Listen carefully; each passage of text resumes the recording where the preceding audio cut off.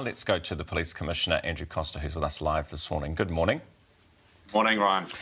Can we start with your officers? How are they? The 7, I believe, who were injured. How are they?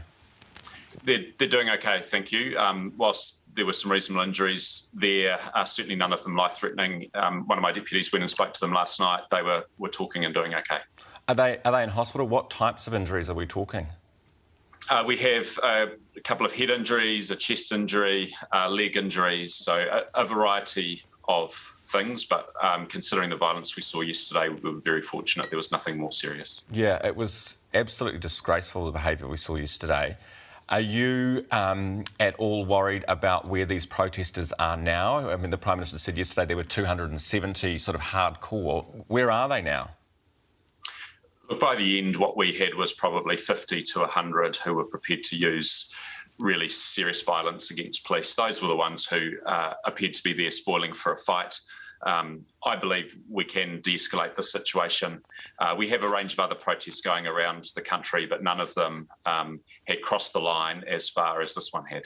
So do you know that 50 to 100 you were talking about? Because cars have been towed, people were from out of town, obviously their tents are gone. Do you know where these guys are now? A number got in cars that were still left and left during the situation yesterday.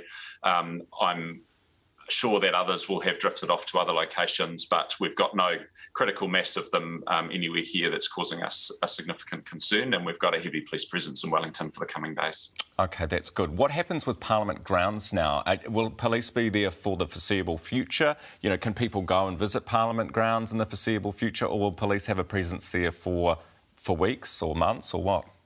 We'll have a presence there for as long as we think we need to maintain the security of the grounds. The grounds are closed. They need to be made safe. Obviously, with fires lit there yesterday and the damage that's been done, there'll be a lot of work required to tidy that place up. There's been a lot of claims online about what exactly happened yesterday. I mean, that fire was a really shocking thing for people who've worked there, people who know Parliament well, to see. One of the claims that the protesters are making is that it was an accident. The fire was lit accidentally by either police or protesters accidentally pushing a generator over onto a nylon tent. Do you know how it started? I can't speak to the fine detail of that. I've heard that theory, but what I saw very clearly was a number of people adding fuel to that fire, and that included gas bottles, it included petrol, and so we saw a number of explosions occurring in the mix of it, and then subsequent to that we saw several fires deliberately lit. So without a doubt there were people setting alight things there yesterday. Yeah, absolutely. Once it was going, it was all on for young and old, unfortunately, wasn't it? All right, so we've kind of contained the situation for now. Obviously the clean-up will begin. You previously said that it wasn't really a place for police to get involved and use that amount of force because it wouldn't be good for the situation. When did you cross that line into thinking, actually, we need to move in and use the force? And what triggered that exactly? So even yesterday, the force we used was well short of what you would expect to see in many places. I didn't see a baton used yesterday. We didn't deploy tear gas. We only lifted the levels of force when it was required to manage the crowd, and the restraint, professionalism, courage of our people, you won't see a finer example anywhere in the world.